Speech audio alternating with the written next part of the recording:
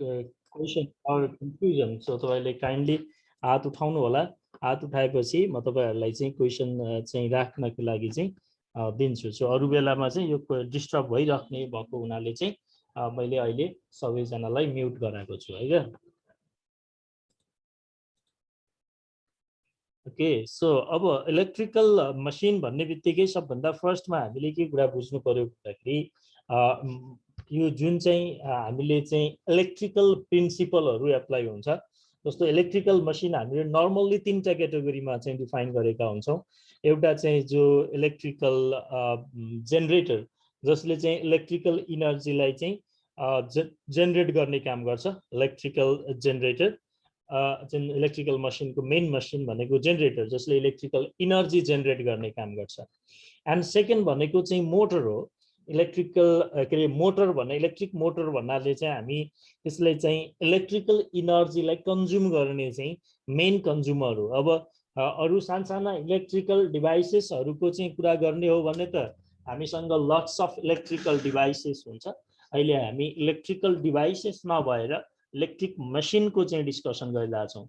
So machine भन्ने बित्तिकै त्यो चाहिँ हाम्रो इलेक्ट्रिकल इनर्जी जेनरेट गर्ने जेनरेटर, जसले चाहिँ अरू डिफ्रेन्ट फर्म अफ इनर्जीलाई, मोस्टली मेकानिकल इनर्जीलाई चाहिँ इलेक्ट्रिकल इनर्जीमा कन्भर्ट गर्ने काम गर्छ जेनरेटरले। अनि मोटरले चाहिँ इलेक्ट्रिकल इनर्जीलाई चाहिँ मेकानिकल इनर्जीमा चाहिँ कन्भर्ट गर्ने काम गर्छ। अनि त्यो बिचमा जेनरेटर र मोटरको बिचमा हामीलाई चाहिँ जति भोल्टेजमा जेनेरेटेड भछ त्यति भोल्टेजमै हामीले ट्रान्समिट गराउन चाहिँ के अरे मोटरसम्म पुर्याउन सक्दैनौँ। भनेपछि एउटा लेभलमा चाहिँ हामीलाई भोल्टेज जेनेरेट भइराखेको हुन्छ हैन। अनि त्यसपछि चाहिँ त्यो भोल्टेज लेभललाई चाहिँ हामीले के गर्छौँ, बढाउनु पर्यो। भोल्टेज लेभल बढाएर अनि त्यहाँबाट चाहिँ एउटा पर्टिकुलर भोल्टेज लेभल कुनै डिफ्रेन्ट भोल्टेज लेभलमा पुर्याउँछौँ र फेरि त्यसलाई यो जुन मोटरको युज गर्ने ठाउँमा पुगिसकेपछि हामी त्यसलाई चाहिँ भोल्टेज घटाएर चाहिँ यो जुन युटिलाइजेसन लेभलमा चाहिँ हामी भोल्टेज दिन्छौँ है। सो त्यसको लागि चाहिँ हामीलाई यो भोल्टेजको चाहिँ इलेक्ट्रिकल नेटवर्कमा चाहिँ हामीलाई फ्रिक्वेन्टली भोल्टेज लेभल चाहिँ चेन्ज गराउनु पर्छ। सो त्यसको लागि चाहिँ हामीलाई ट्रान्सफर्मर चाहिन्छ। सो प्रेम साईजी भन्नुस् त। सर मेरो डिस्प्लेमा केही पनि देखाएको छैन।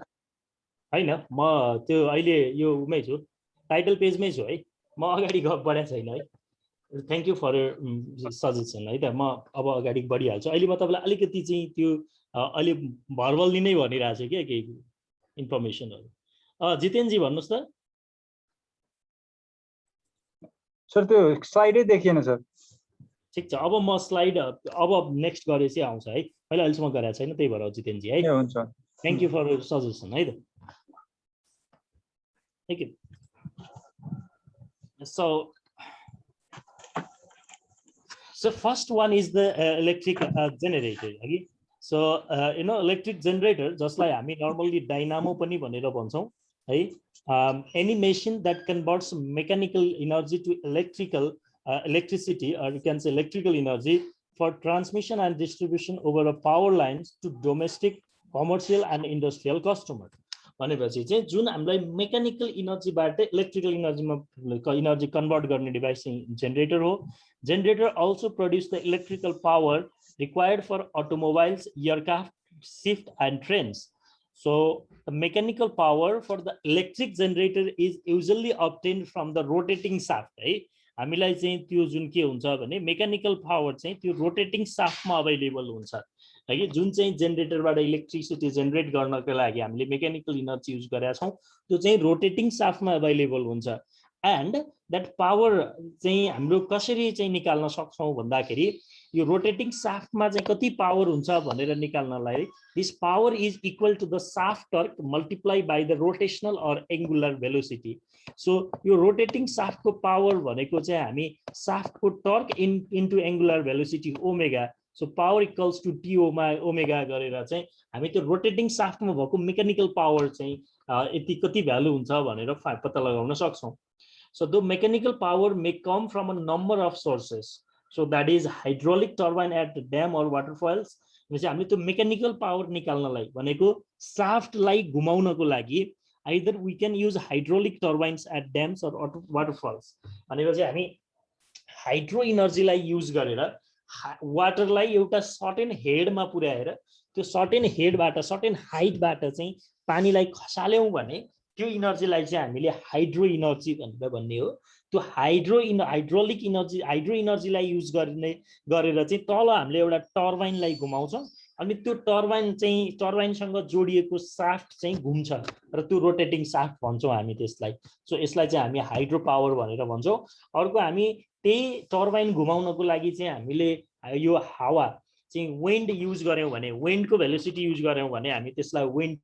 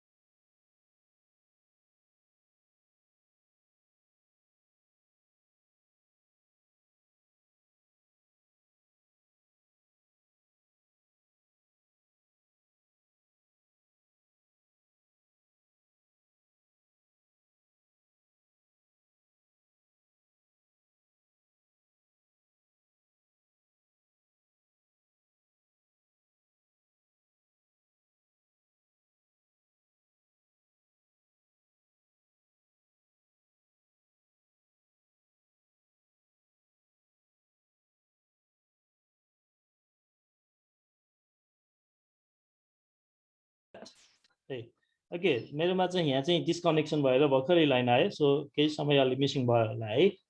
सो म त्यो एकछिन अझ बोल्दै गएँ। ओके सो अहिले सुनिन्छ होला है। सो स्टिम टर्बाइनमा चाहिँ हामीले के गर्छौँ त भने बोइलरमा पानी तताउँछौँ अनि पानी तताउनको लागि चाहिँ हामीले त्यो चाहिँ आइदर कोल युज गर्छ कतिपय ठाउँमा चाहिँ ग्यास चाहिँ फोसिल ग्यासहरू फोसिल ओइलहरू चाहिँ हामी यो चाहिँ युज गर्छौँ। सो त्यसलाई चाहिँ हामी नर्मल्ली चाहिँ फोसिल फ्युल्सहरू भनेर भन्छौँ। अनि अब न्युक्लियर प्लान्टहरूमा चाहिँ हाम्रो यो न्युक्लियर फिसन चाहिँ युज गर्छौँ। सो यो डिफ्रेन्ट प्लान्टहरू चाहिँ हामी यो के गर्छौँ फाइनल्ली भने त्यो चाहिँ साफ्टलाई रोटेट गर्नको लागि कुन चाहिँ हामी रिसोर्स युज गरेका छौँ त्यसको आधारमा चाहिँ डिफ्रेन्ट पावर प्लान्ट हुन्छ। सो त्यो hydro power plant, wind power plant अनि चाहिँ स्टिम पावर प्लान्ट, त्यो thermal power plant, nuclear power plant जे भने पनि त्यो जुन त्यो साफ्ट घुमाउनको लागि कुन इनर्जी युज गरेका छौँ त्यसको आधारमा हो। So the construction and the speed of generator may vary considerably depending upon the characteristics of the mechanical prime mover. So nearly all generators used to supply electric supply networks generate alternating current. So हामीले जति पनि यो चाहिँ normally ठुलो जेनेरेटरहरू जुन चाहिँ यो power ग्रिडमा supply गर्ने चाहिँ जेनेरेटर कुरा गरेका छौँ तिनीहरू प्रायः जसो सबैले एसीमा चाहिँ जेनेरेट गर्छ voltage which reverses polarity at a fixed frequency, usually 50 or 60 cycles or double reversal per second. So since a number of generators are connected in a power network, they must operate at the same frequency for simultaneous generation. So अब AC generate गर्ने भन्ने बित्तिकै त्यहाँ फ्रिक्वेन्सीको कुरा आउँछ भनेपछि एउटा power नेटवर्कमा भएको सबै जेनेरेटरहरूको चाहिँ सेम फ्रिक्वेन्सीमा चाहिँ जेनेरेट गरेको हुनु पर्यो. So they are therefore known as synchronous generators or in some contains alternators. So हामी चाहिँ अब सेम फ्रिक्वेन्सीमा पावर जेनेरेट गर्ने चाहिँ जेनेरेटरहरूलाई सिन्क्रोनस जेनेरेटर भन्छौँ. तर अब नट नेसेसरीली सबै यो ग्रिडमा जोड्ने खालको चाहिँ सिन्क्रोनस जेनेरेटर मात्र हुन्छ भन्ने छैन. सो हामीले जेनेरेटर हेर्यौँ भने डिसी जेनेरेटर र एसी जेनेरेटर भनेर चाहिँ क्लासिफाई गर्न सक्छौँ. एसी जेनेरेटर भनेको चाहिँ अल्टरनेटर हो. डीसी जेनेरेटरले चाहिँ के गर्छ त डीसीमै चाहिँ यो भोल्टेज जेनेरेट गर्ने काम गर्छ. सो त्यसो भने डीसी जेनरेटर भनेको के हो त भन्दाखेरि a DC generator is an electrical machine whose main function is to convert mechanical energy to electricity, that is DC electricity. DC means यसमा चाहिँ हामी कन्स्ट्यान्ट भोल्टेजमा चाहिँ हामीले कन्स्ट्यान्ट भोल्टेज चाहिँ जेनेरेट गर्छ। DC मा चाहिँ AC जेनरेटरले चाहिँ अल्टरनेटिङ भोल्टेज जेनेरेट गर्छ। when conductor slashes magnetic fluxes भनेको जब कन्डक्टरले म्याग्नेटिक फ्लक्सलाई काट्छ त्यति बेला according to the Faraday's law of electromagnetic induction EMF will be generated है। सो यो जुन जेनरेटरको प्रिन्सिपल भनेको चाहिँ इलेक्ट्रोम्याग्नेटिक चाहिँ इन्डक्सन प्रिन्सिपल अफ फ्याराडेज लमा, or we can say Faraday's law of electromagnetic induction पनि भन्छौँ। त्यति बेला चाहिँ हामी के भन्छौँ भने एउटा कन्डक्टरमा चाहिँ फ्लक्स कन्टिन्युअसली चेन्ज भयो भने और फ्लक्सले कुनै कन्डक्टरले चाहिँ म्याग्नेटिक फ्लक्सलाई चाहिँ कट गर्यो भने काट्यो भने चाहिँ हामी त्यसमा चाहिँ EMF इन्ड्युस हुन्छ भन्छ यो फ्याराडेज ल अफ इलेक्ट्रोम्याग्नेटिक इन्डक्सनले। So this electromotive force can cause a flow of current when conductor circuit is closed. So हामीले यो जुन पार्ट्स अफ DC जेनरेटरमा के हुन्छ भनेर हामीले यहाँ हेर्यौं भने अब यो चाहिँ हाम्रो जुन बाहिरपट्टि चाहिँ हाम्रो के हुन्छ पोल म्याग्नेटिक पोलहरु हुन्छ यहाँनिर। यो म्याग्नेटिक पोल जसलाई हामी फिल्ड पनि भनेर भन्छौं, जसलाई हामी स्ट्याटर पनि भनेर भन्छौं। हेर्नुस् है यो चाहिँ जुन चाहिँ स्ट्याटर भनेको स्टेशनरी पार्ट, जुन चाहिँ घुम्छ रोटर त्यो चाहिँ रोटेटिङ पार्ट, भित्रपट्टि चाहिँ यो रोटर हुन्छ। यो बाहिरको यसलाई चाहिँ हामी स्ट्याटर भनेर भन्छौं, स्ट्याटर भनेर भन्छौं। अनि यो भित्रपट्टिको जुन रोटेटिङ पार्ट छ यसलाई चाहिँ हामी रोटर भनेर भन्छौं है। यसलाई चाहिँ हामी रोटर भनेर भन्छौं। अब स्ट्याटरमा चाहिँ हामीले स्ट्याटरलाई चाहिँ हामीले म्याग्नेट बनाछौं, यहाँ पोल छ, यसलाई चाहिँ त्यही भएर फिल्ड पनि भनेर भन्छौं। म्याग्नेटिक फिल्ड जेनेरेट गर्ने भएको हुनाले सिम्पली फिल्ड पनि भनेर भन्छ भने रोटरमा चाहिँ हाम्रो आर्मेचर कन्डक्टरहरुको वाइन्डिङ छ यहाँनिर। सो यसलाई चाहिँ हामी आर्मेचर पनि भनेर भन्छौं। So a DC generator can also be used as a DC motor without changing its construction. Therefore, a DC motor, otherwise a DC generator, can be generally called as a DC machine. भनेपछि एउटै DC मोटरलाई चाहिँ we can use that machine as motor or generator as per our requirement. एउटै मेसिनलाई motor बनाएर पनि use गर्न मिल्छ, जेनरेटरको मोडमा पनि युज गर्न मिल्यो। सो हामीले इसेन्शियल पार्टको कुरा गर्यौं भने the first one is the stator, जुन त्यो बाहिरपट्टिको चाहिँ हाम्रो चाहिँ रोटेसन नगर्ने पार्ट छ त्यसलाई चाहिँ हामी स्टेटर भनेर भन्छौं। अनि भित्रपट्टि जुन घुम्ने पार्ट छ त्यसलाई हामी रोटर भनेर भन्छौं। अनि त्यो जुन घुम्ने पार्टमा जस्तो रोटर छ, रोटरको भित्रपट्टि स्लट राखेर चाहिँ भनौं न, रोटरमा चाहिँ हामीले यहाँ यसको रोटरको सर्फेसमा भनौं न यसरी स्लट राखेर यहाँ चाहिँ हामीले वाइन्डिङ गरेको हुन्छ, जसलाई हामी आर्मेचर वाइन्डिङ भनेर भनेको हुन्छ। अनि योक हुन्छ, त्यो चाहिँ external structure of DC generator चाहिँ योक हो, त्यो भनेको स्टार्टरकै एक्सटर्नल पार्ट हो योक भनेको। अनि अरु भनेको हाम्रो यो पोल्सहरु, म्याग्नेटिक पोल्सहरु, नर्थ पोल र साउथ पोलहरु चाहिँ हामीले पोल्सहरु डिजाइन गरेको हुन्छ स्टार्टरमै है कि।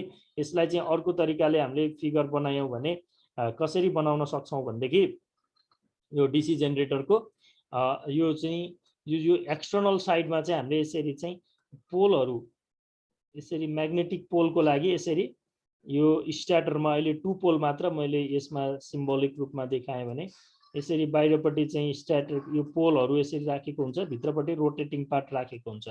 अब यसलाई चाहिँ पोल सु भनेर भन्छ। यहाँ चाहिँ हामीले यो फिल्डको म्याग्नेटिक चाहिँ यसलाई इलेक्ट्रोम्याग्नेट बनाउनको लागि वाइन्डिङ चाहिँ यहाँ युज गरिन्छ। सो वन बाइ वन हेर्दै आयौं भने जो सुरुको मेन चाहिँ पार्ट भनेको स्टार्टर थियो। The main function of the starter is to provide the magnetic field है। स्टार्टर भनेको जुन त्यो बाहिरपट्टिको त्यसको मेन काम भनेको म्याग्नेटिक फिल्ड प्रोवाइड गर्ने, where the coil is spin है। The starter includes 2 magnets with opposite polarity facing each other. So these magnets are located to fit in the region of the rotor. And rotor भनेको बिचको section भयो। Rotor in a DC machine includes slotted iron laminations with slots that are stuck to shape a cylindrical armature core. The function of the lamination is to decrease the loss caused due to eddy current भन्छ है। So यो चाहिँ हाम्रो रोटरको काम भनेको चाहिँ हाम्रो के हो त भन्दाखेरि हामीले भित्रपट्टि चाहिँ त्यो जुन चाहिँ हामी त्यो यो आर्मेचर वाइन्डिङ राखेको हुन्छ। आर्मेचर वाइन्डिङलाई चाहिँ रोटरको बडीले चाहिँ के गर्छ, सपोर्ट दिएर राखेको हुन्छ। अनि जब रोटर घुम्छ त्यो सँगै आर्मेचर वाइन्डिङ पनि घुम्छ। र यो आर्मेचर वाइन्डिङले चाहिँ आर्मेचर वाइन्डिङ भने त्यहाँ भएको कपर कन्डक्टरले चाहिँ जुन त्यो स्ट्याटरमा चाहिँ जो म्याग्नेट छ नर्थ पोल र साउथ पोल यसको बिचमा चाहिँ यहाँ continuously magnetic lines of force create हुन्छ you can see magnetic flux create हुन्छ यसमा यो म्याग्नेटिक फ्लक्सलाई चाहिँ कट गर्छ यो कन्डक्टरलाई रोटेट गराउँदाखेरि र यो त्यसले गर्दाखेरि चाहिँ यो आर्मेचर वाइन्डिङको कन्डक्टरमा चाहिँ इएमएफ जेनेरेट हुन्छ so the armature winding are in a close circuit form and are connected in series to parallel for enhancing the sum of the produced current. And yoke भनेको external structure of DC generator हो. It is made up of either cast iron or steel. So it provides necessary mechanical power for carrying the magnetic flux given through the pole. अनि अब pole भनेको त अब यो function of pole is to hold the field winding. So these windings are wound on poles and are either connected in series or parallel by the armature windings. So these are the pole. यहाँ कतिवटा यस्तो structure छ these are the magnetic pole.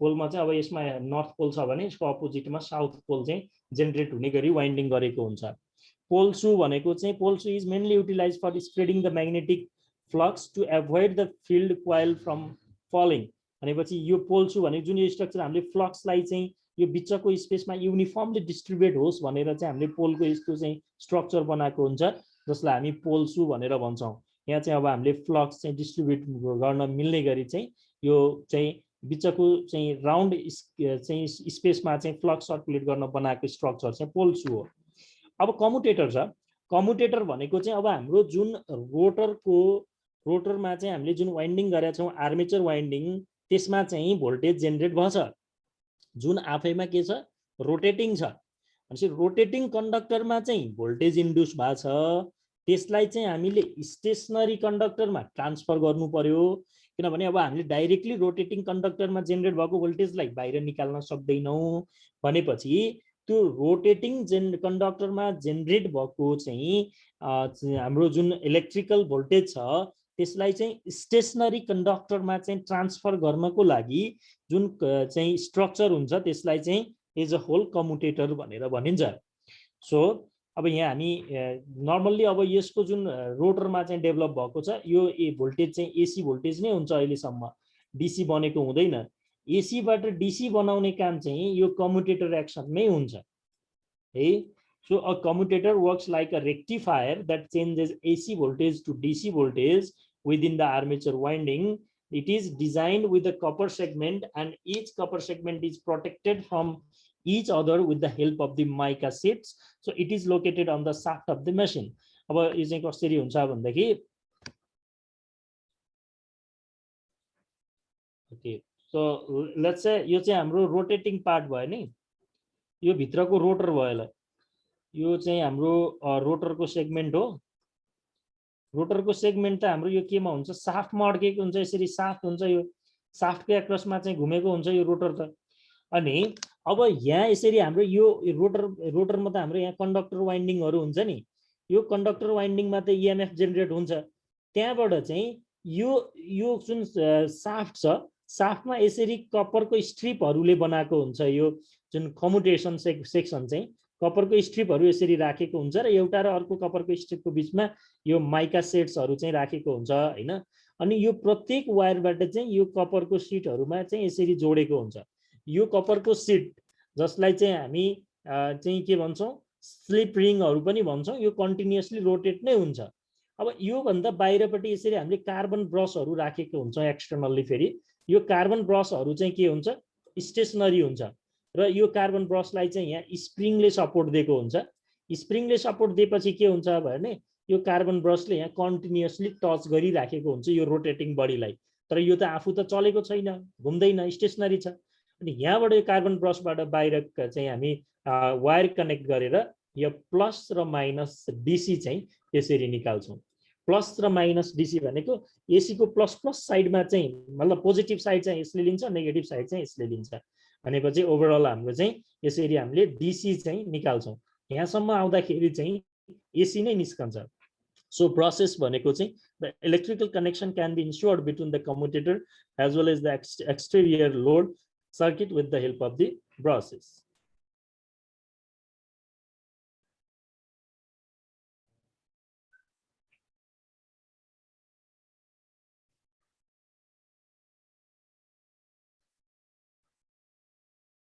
So अब how does a DC generator work भन्दाखेरि अब यसमा त according to Faraday's law of electromagnetic induction, we know that when a current carrying conductor is placed in a varying magnetic field, EMF is induced in the generator. भनेपछि अब यहाँ हामीले हेर्यौं भने के भन्छ भने यो जुन यो बाहिरको चाहिँ यो स्ट्याटरको यो म्याग्नेटिक पोलबाट चाहिँ यहाँबाट चाहिँ हाम्रो फ्लक्स लाइन क्रिएट भइरहेछ। सपोज यो नर्थ पोल हो, यो साउथ पोल हो, यो बीचमा म्याग्नेटिक फ्लक्स नर्थ टु साउथमा चाहिँ यो म्याग्नेटिक फ्लक्स क्रिएट भइरहेछ। अनि हामीले यो बीचको चाहिँ रोटरमा चाहिँ कन्डक्टरलाई चाहिँ घुमाइदियो भने यो कन्डक्टरले त यो चाहिँ बीचको फ्लक्स लाइनलाई त कट गर्ने भयो।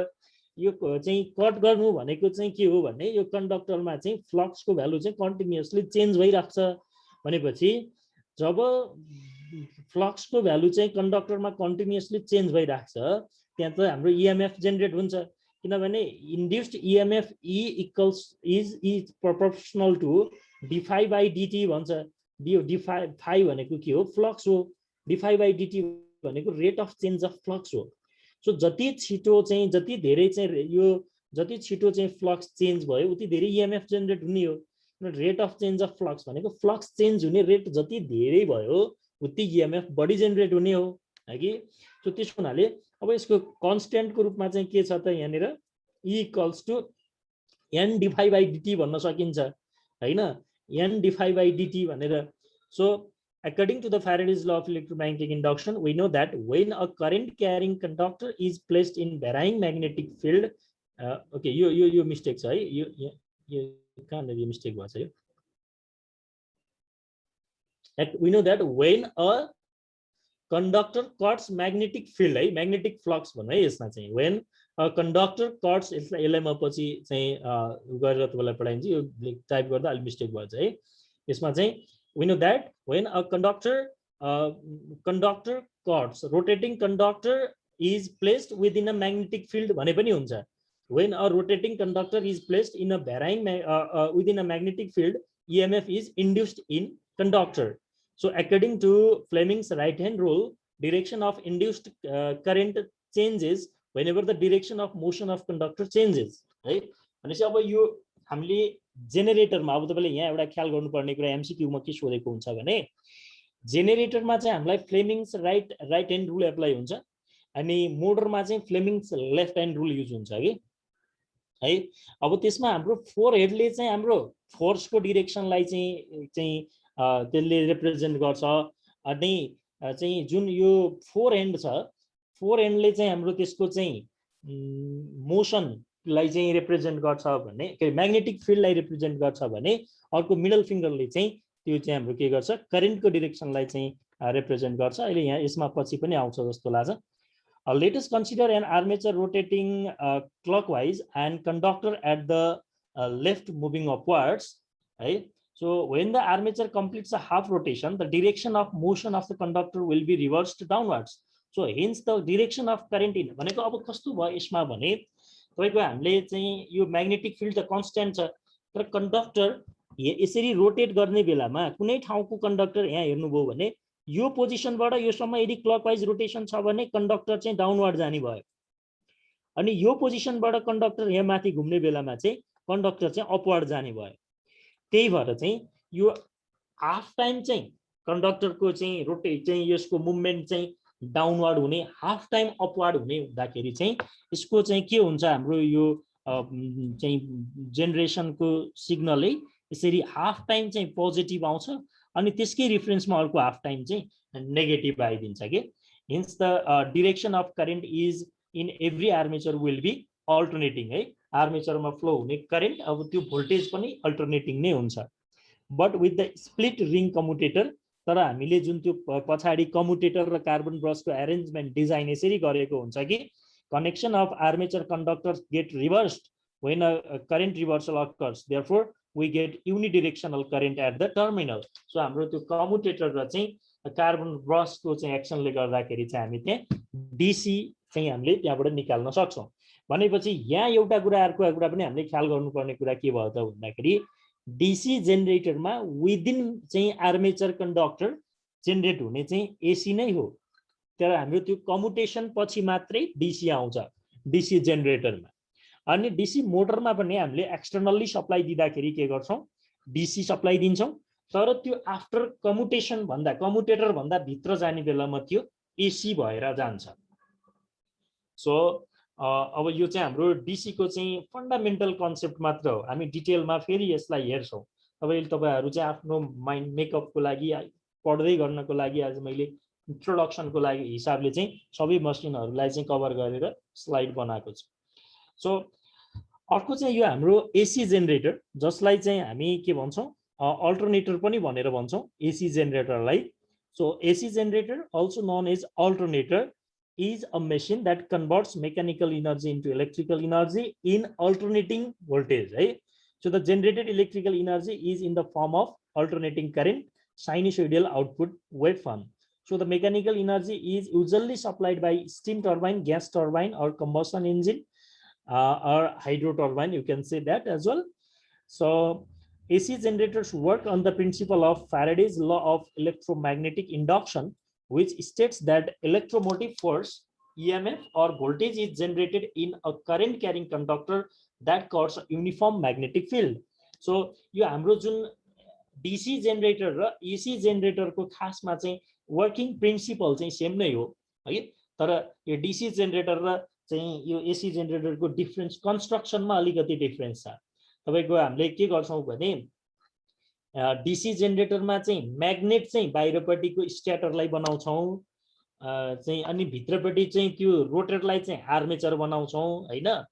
एसी मा चाहिँ के गर्छौं भने बाहिरपट्टिको स्ट्याटरलाई चाहिँ हामी आर्मेचर बनाउँछौं, भित्रपट्टिको रोटरलाई चाहिँ म्याग्नेट बनाउँछौं। सो त्यो चाहिँ डिफरेन्ट हो है। तपाईले यहाँ मैले अहिले भन्दाखेरि पहिले यो भन्दाखेरि तपाईले कतिको चाहिँ याद गरिरहनु भएको छ, मैले पहिले पढ्नु पनि भएको छ, सो ख्याल त गर्नु भएको होला। सो अब यसमा पनि के हुन्छ भने एसी जेनेरेटरमा चाहिँ हामी म्याग्नेटलाई चाहिँ रोटेट गराउँछौं, भनेको कन्डक्टर चाहिँ यसको चाहिँ फिक्स हुन्छ हैन, स्ट्याटरमा कन्डक्टर चाहिँ घुम्दैन, भित्रपट्टि म्याग्नेटलाई चाहिँ घुमाउँछौं भनेपछि रोटेटिङ फ्लक्स हुने भयो क्या। यहाँ चाहिँ अघि डीसी मोटरमा चाहिँ रोटेटिङ कन्डक्टर थियो, फ्लक्स चाहिँ स्टेशनरी थियो। अहिले चाहिँ के हुन्छ भन्दाखेरि फ्लक्स चाहिँ रोटेटिङ हुन्छ क्या यो एसी जेनेरेटरमा, कन्डक्टर चाहिँ स्टेशनरी हुन्छ। सो त्यो दुईटाले चाहिँ त्यो जुन घुमे पनि एउटाले अर्कोलाई त कट गरिहाल्छ, त्यति बेला चाहिँ ईएमएफ जेनेरेट हुन्छ त्यो कन्डक्टरमा। सो एकचोटि फेरि हेर्नुस् त, AC generators work on principle of Faraday's law of electromagnetic induction, which states that electromotive force EMF or voltage is generated in a current carrying conductor that cuts the magnetic field. Current carrying हैन है यो यसमा त्यसमा अलि mistake नै भएर छ।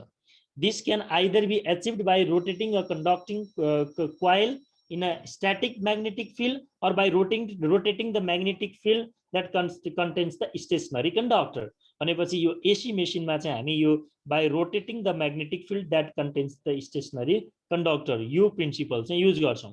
Conductor चाहिँ स्टेशनरी हुन्छ, म्याग्नेटिक फिल्डलाई चाहिँ हामी rotate गराउँछौं। So the preferred arrangement is to keep the coil stationary because it is easier to draw induced AC current from a stationary armature coil than a rotating coil. किन चाहिँ AC जेनेरेटरमा चाहिँ त्यो armature कोइललाई चाहिँ stationery राखेर त्यो म्याग्नेटलाई चाहिँ भनेको electromagnet जसले चाहिँ फिल्डलाई चाहिँ रोटेट गरायो होला भन्दाखेरि हामीले जुन डीसी जेनेरेटरमा चाहिँ त्यो रोटेटिङ कन्डक्टरमा जेनेरेट भएको पावरलाई चाहिँ बाहिर लिनको लागि, मेसिन भन्दा बाहिर लिनको लागि चाहिँ जुन त्यो कम्युटेटर युज गरेका छौं त्यो लार्ज साइजको एसी जेनेरेटरमा पनि युज गर्यौं भने त्यो एकदमै धेरै चाहिँ कस्टली पर्न जान्छ एउटा कुरा। दोस्रो कुरो चाहिँ त्यसमा एकदमै धेरै चाहिँ मेन्टेनेन्स गरिराख्नु पर्ने, मेन्टेनेन्स र रिपेयरको कन्डिसन गरेर रिप्लेसमेन्ट गरिराख्नु पर्ने।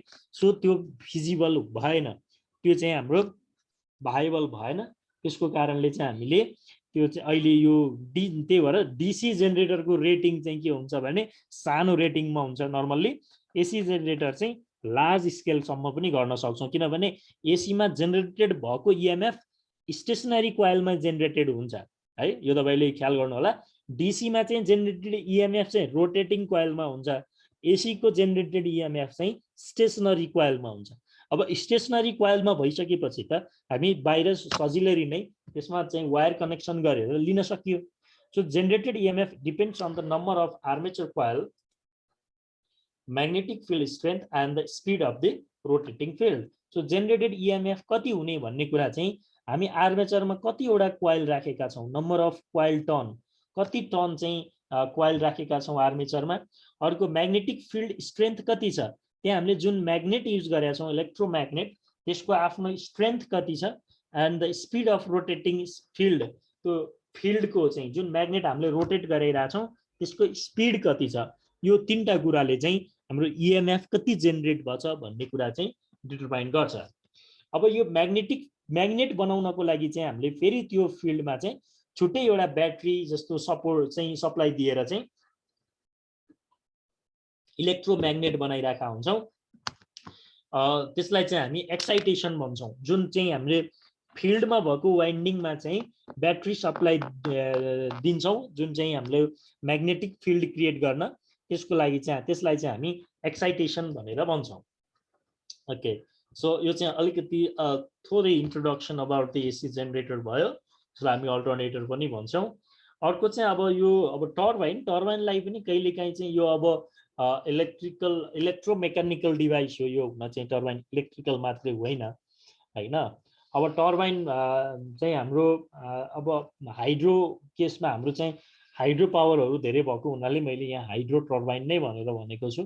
त्यो भनेको चाहिँ हाइड्रो टर्बाइन भन्ने बित्तिकै they are used in hydro electric generation plant है, that transfer energy from the moving water to rotating shaft. अघि नै हामीले भनिसकेका छौँ त्यो मुभिङ वाटरबाट चाहिँ साफ्टमा चाहिँ इनर्जी ट्रान्सफर गर्ने काम चाहिँ टर्बाइनले गर्छ है। सो त्यो चाहिँ हाम्रो मुभिङ वाटरबाट, मुभिङ वाइन्डबाट, मुभिङ स्टिमबाट साफ्टसम्म इनर्जी कन्भर्ट गर्ने, ट्रान्सफर गर्ने काम चाहिँ यो टर्बाइनले गर्छ। This turbine rotates or spin as a response to water being introduce to their blades. So त्यसको ब्लेडमा चाहिँ कति स्पिडको चाहिँ वाटरले, कति भोल्युममा चाहिँ वाटरले चाहिँ स्ट्राइक गरेको छ, त्यसको बेसिसमा चाहिँ हाम्रो यो टर्बाइनको चाहिँ हामीले कति चाहिँ रोटेसन गरेको छ भनेर, यसको चाहिँ रोटेसन पर मिनट कति छ, स्पिड कति छ भनेर डिटरमाइन गर्छौं। अनि त्यसकै आधारमा चाहिँ त्यहाँबाट टोटल इनर्जी कति ट्रान्सफर हुँदैछ भन्ने कुरा पनि थाहा पाउन सकिन्छ। This turbine are essential in the area of hydro power, the process of generating power from the water. So अब हामीले युज गर्ने टर्बाइनहरू चाहिँ हाम्रो चाहिँ डिफ्रेन्ट टाइपको रिएक्सन टर्बाइन, इम्पल्स टर्बाइन हैन। अब त्यो रिएक्सन इम्पल्स भित्र पनि हाम्रो high head turbine, medium head turbine, low head turbine different छ। We will discuss in detail about the turbine as well है। अनि अब अर्को चाहिँ यो जुन इलेक्ट्रिक मोटर हो हैन, इलेक्ट्रिक मोटर हो, मोटर भनेको चाहिँ अब यो हामीलाई थाहा नै भइसक्यो, इलेक्ट्रिकल इनर्जीलाई चाहिँ मेकानिकल इनर्जीमा कन्भर्ट गर्ने इलेक्ट्रिक डिभाइस चाहिँ मोटर हो हैन। अब मोटरको चाहिँ हाम्रो चाहिँ यो वर्किङ प्रिन्सिपल हेर्यौं भने के हो भने, whenever current carrying conductor is placed in the changing magnetic field हैन, इट एक्सपिरियन्स अ टर्क है। हाम्रो यो करेन्ट क्यारिङ कन्डक्टरलाई चाहिँ म्याग्नेटिक फिल्ड भित्र राख्यो भने यसले चाहिँ टर्क चाहिँ फिल गर्छ भनेको, it experience a torque or you can say force भन्नु र टर्क भन्ने एउटै कुरा हो नि। अब खाली फोर्स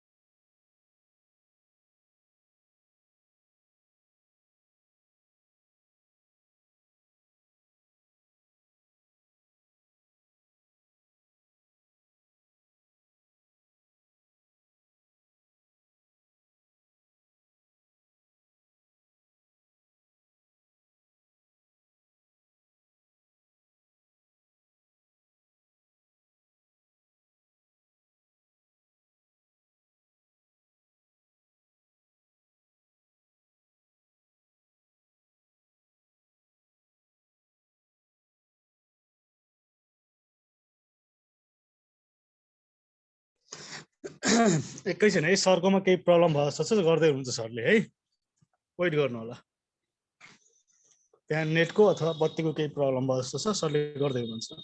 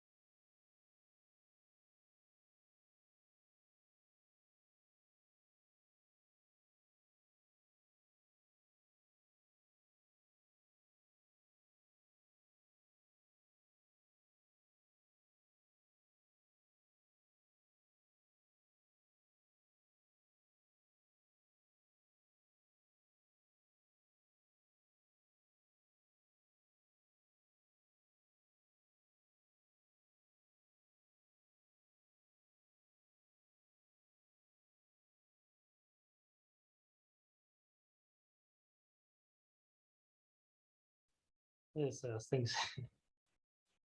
ए सरी है मेरोमा चाहिँ एकछिन फेरि चाहिँ लाइन गएर फेरि आयो है तपाईँहरूलाई आज अलि डिस्टर्ब भयो त्यसको लागि आइएम भेरी सरी है फेरि अहिले चाहिँ हामी रिज्युम भइसकेका छौँ यो पानी पर्ने टाइममा बेला बेलामा डिस्टर्ब भइरहेको छ कि है ओके सो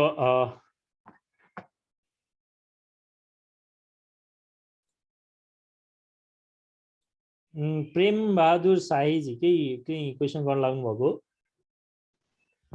होइन सर अघि के यो सुन्नु नि सर हजुर त्यो लाइन जाँदा त्यो हुनलाई चाहिँ हजुरले उ गर्नु पर्छ सर अब सरको गयो भने हामी सबैलाई यहाँ वेट गर्नुपर्ने भयो त्यो भएर चाहिँ ब्याट्री ब्याकअप राउटरको लागि मात्रै त चाहिने होला नि सर हो त्यसको लागि चाहिँ ब्याकअप राख्नु पर्छ सर त्यही हुन्छ अब त्यो अहिले लाइन यस्तै छ बर्खा सिजनमा होइन सर गइरहेको छ त्यो भएर ब्याकअप राउटरको लागि मात्रै हो भने त अलि सानै ब्याट्री इन्भर्टर केही राख्दा हुन्छ त सर त्यो हुन्छ हेरौँला नि त त्यसलाई के हुन्छ है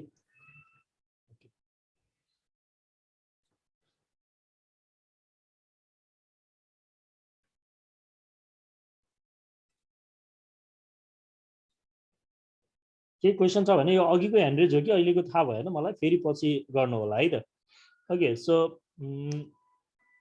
इलेक्ट्रिक मोटरमा चाहिँ हाम्रो भनेको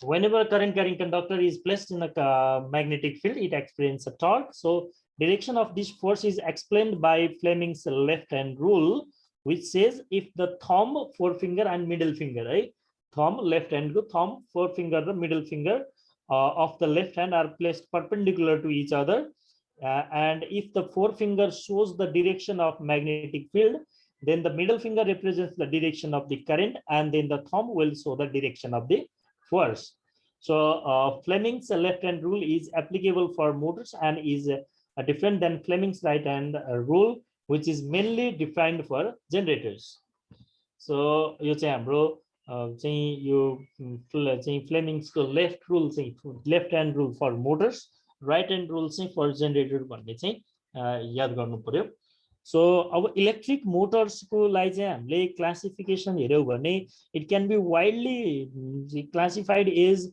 DC motor AC motor and other motors भनेको स्पेशल टाइप अफ मोटरहरू हो अब DC मोटरमा चाहिँ हाम्रो DC शन्ट अनि चाहिँ यो सेपरेटली एक्साइटेड अनि सिरिज मोटर चाहिँ हाम्रो यो मेनली त shunt DC shunt motor separately excited motor अनि सिरिज मोटर अनि पर्मानेन्ट म्याग्नेट डीसी मोटर र कम्पाउन्ड मोटर भनेर क्लासिफाई गर्न सक्छौँ।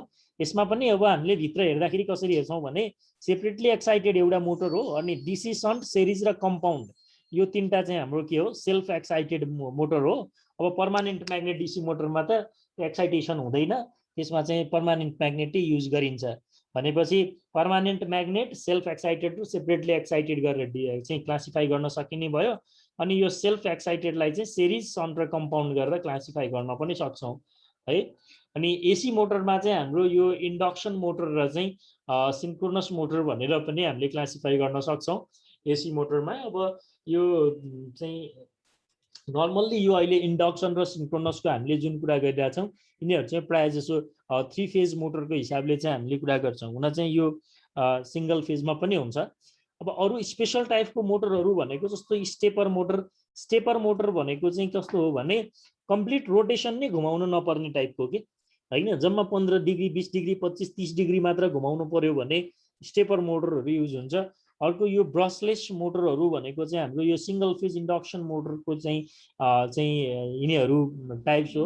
यसमा अब ब्रसलेस, हिस्टेरेसिस मोटरहरू, रिलक्टेन्स मोटरहरू र युनिभर्सल मोटर भनेको that can be operate on both AC and DC चाहिँ यिनीहरू चाहिँ सिङ्गल फेजको चाहिँ स्पेसल टाइप अफ मोटरहरू हुन्।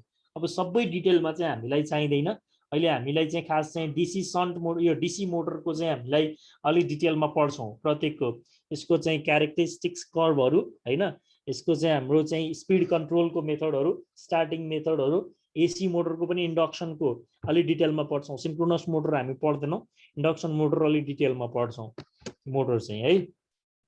अब नाउ अर्को चाहिँ इम्पोर्टेन्ट इलेक्ट्रिकल डिभाइस इन्स्ट्रुमेन्ट भनेको अब के अरे इलेक्ट्रिकल मसिन भनेको चाहिँ ट्रान्सफर्मर हो है।